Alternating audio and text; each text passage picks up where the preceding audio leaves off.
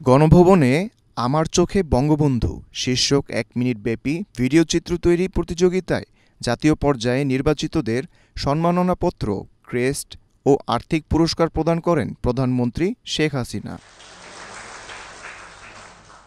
এ সময় প্রধানমন্ত্রী বলেন, জাতির পিতা স্বাধীনতার জন্য মানুষকে উদ্বুদ্ধ করেছিলেন।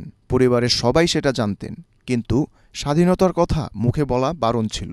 যে ইতিহাস বিকৃত করা হয়েছিল সেই ইতিহাস বিকৃতি আজকে আস্তে আস্তে মুছে গেছে, এখন সঠিক তথ্যটা চলে আসছে।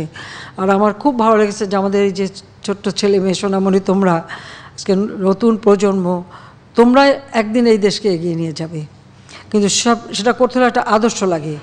ইতিহাস থেকে আমাদের শিক্ষা নিতে হবে, কিন্তু আগামী দিনের পথ চলা আমাদেরকে খুঁজে বের করে আমরা যেন আরও সুন্দরভাবে বিশ্বের সাথে তাল মিলে কীভাবে দেশকে এগিয়ে নিয়ে যেতে পারি, সেইভাবে কিন্তু নিজেদেরকে প্রস্তুত করতে হবে।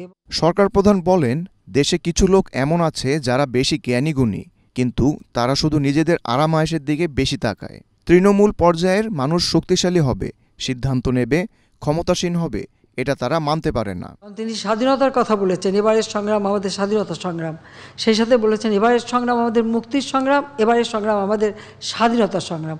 অর্থাৎ স্বাধীনতার সাথে সাথে আমাদের অর্থনৈতিক মুক্তি, কারণ রাজনৈতিক মুক্তি তিনি দিয়ে গেছেন, অর্থনৈতিক মুক্তি পেতে হবে।